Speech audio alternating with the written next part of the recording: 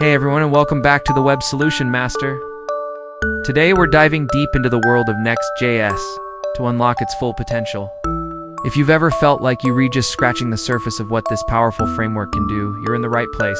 We're going to cover some essential tips and tricks that will transform your development workflow and help you build faster, more efficient, and more robust applications.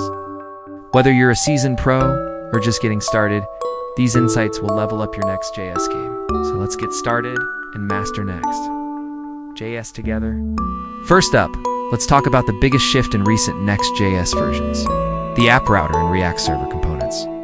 If you're coming from the Pages router, this is a game changer. The app router introduces a new way of thinking about your application structure. Based on nested layouts and file-based routing within the app directory, the real magic, though, is how it integrates with React server components, or RSCs. By default, every component inside the app directory is a server component. This means they render exclusively on the server. Think about it. You can fetch data directly within your component, access back-end resources like databases or file systems, all without ever sending that logic to the client's browser. This dramatically reduces your client-side JavaScript bundle size, leading to a much faster initial page load and a better user experience. For example, you can write an async component that fetches data directly. No more use effect with a fetch call inside. It's cleaner, more intuitive, and more performant. Of course, you still need interactivity, and that's where client components come in. You just add the use client directive at the top of a file, and that component, along with any IT imports, will be hydrated on the client, allowing you to use hooks like useState and useEffect and handle user events. The key is to be intentional. Keep your server components as the default and only opt into client components when you absolutely need that browser-side interactivity. Push your state and interactivity down the component tree as far as possible. This hybrid approach is the future of web development, and mastering it is crucial for building modern Next.js apps. Next, let's discuss a feature that makes Next DJs incredibly fast right out of the box: automatic static optimization. This is a brilliant feature that combines the best of both static site generation SSG and server-side rendering SSR. Here's how it works. When you build your application, Next.js analyzes each page. If a page can be fully rendered at build time, meaning it doesn't have any server-side dependencies, like get server-side props or dynamic data fetching that must happen on every request, Next.js will automatically pre-render it as a static HTML file. This means when a user visits that page, they are served a static file directly from a CDN, which is incredibly fast. Think about your About Us page, your blog posts, or product listing pages that don't change frequently. These are perfect candidates for static generation. The beauty is, you don't even have to configure it. Next.js does this automatically. The page is still a React app, so once the HTML loads, the JavaScript kicks in, and the page becomes fully interactive, a process called hydration. So you get the SEO benefits and speed of a static site with the rich interactivity of a single-page application. It's understanding when and how. Next.js applies this optimization, helps you structure your data fetching and page components to maximize performance with minimal effort. Now, let's move on to code splitting, another performance-boosting feature that Next.js handles for you automatically. In a traditional React app, you might end up with a single, massive JavaScript bundle. The user has to download this entire bundle before they can interact with any part of your site, even if they only need a small piece of it. This can lead to slow initial load times. Next.js solves this by automatically code splitting your application at the page level. Each file in your pages or app directory becomes its own JavaScript bundle, along with any shared dependencies. This means when a user navigates to your homepage, they only download the JavaScript needed for the homepage. When they navigate to the contact page, they then download the code for that page. This keeps the initial bundle size small and ensures users get the code they need right when they need it. But we can take this even further with dynamic imports. Using Next Dynamic, you can import components on demand. Imagine a complex charting library or a heavy modal component that's only used on a specific user interaction, like clicking a button. You don't want to include that in your initial page bundle. With dynamic imports, you can tell Next.js to only load that component's code when it's actually about to be rendered.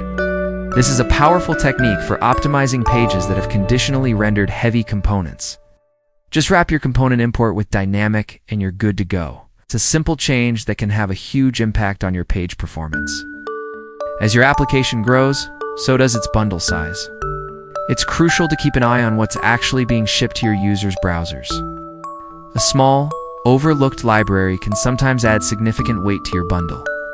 This is where the @Next Bundle Analyzer plugin becomes your best friend. This official Next.js plugin helps you visualize the size of your JavaScript bundles. After you install it and add a bit of configuration to your Next.config.js file, it will generate an interactive tree map visualization every time you build your project. This map shows you exactly which modules and packages are contributing to your bundle size. You can see at a glance if a specific library is taking up too much space or if you accidentally including code you do not need. Using this tool, you might discover that a simple date formatting library is surprisingly large, prompting you to look for a lighter alternative. Or you might find you're importing an entire library when you only need a single function, and you can switch to a more targeted import. Regularly analyzing your bundles is a proactive step. It turns an invisible problem into a visible, actionable one. It's an essential practice for maintaining a lean and fast application over the long term. Images are often the heaviest assets on a web page, and unoptimized images can kill your performance. Thankfully, Next.js provides a powerful, built-in solution, the Next Image component. Now, you should be using this component for all your images instead of the standard HTML img tag. The Next Image component does so much more than just display a picture.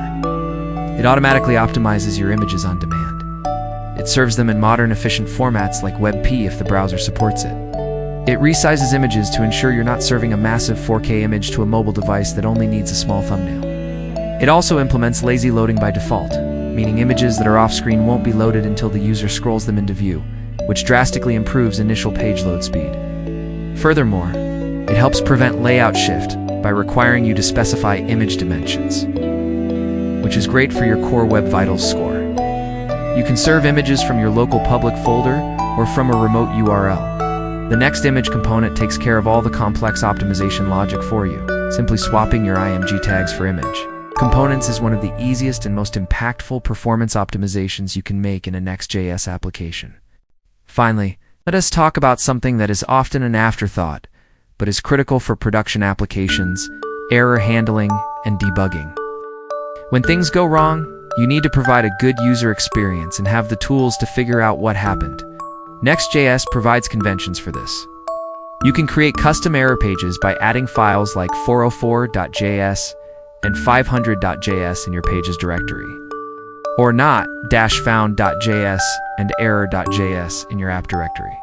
The error.js file in the app router is particularly powerful. It acts as a React error boundary, catching runtime errors within a specific root segment and its children. This allows you to display a fallback UI for that part of the page without crashing the entire application. It also receives an error object and a reset function, so you can log the error to a service like Sentry or LogRocket, and even give the user an option to try re-rendering the segment. For debugging, the Next.js development server provides excellent source maps and fast refresh, making it easy to pinpoint issues in your code. When working with server components, remember that console.log statements will appear in your terminal, not the browser console. This is a common point of confusion for beginners. For more complex debugging, you can use the Node.js debugger with Next.js, and don't forget the browser's developer tools. The Network tab is invaluable for inspecting data fetching requests, and the Performance tab can help you identify rendering bottlenecks on the client side. A robust strategy for handling and debugging errors will save you countless hours and keep your users happy. And that's a wrap on our deep dive into mastering Next.js. We've covered the app router, automatic static optimization, code splitting, bundle analysis, image optimization, and error handling. By incorporating these tips and tricks into your workflow, you'll be well on your way to building incredibly fast, efficient, and professional-grade Next.js applications. The key is to be intentional with your architecture and to leverage the powerful built-in features that the framework provides. Don't fight the framework.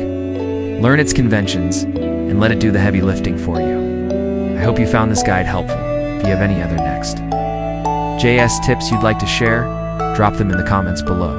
I'd love to read them. Thanks so much for watching.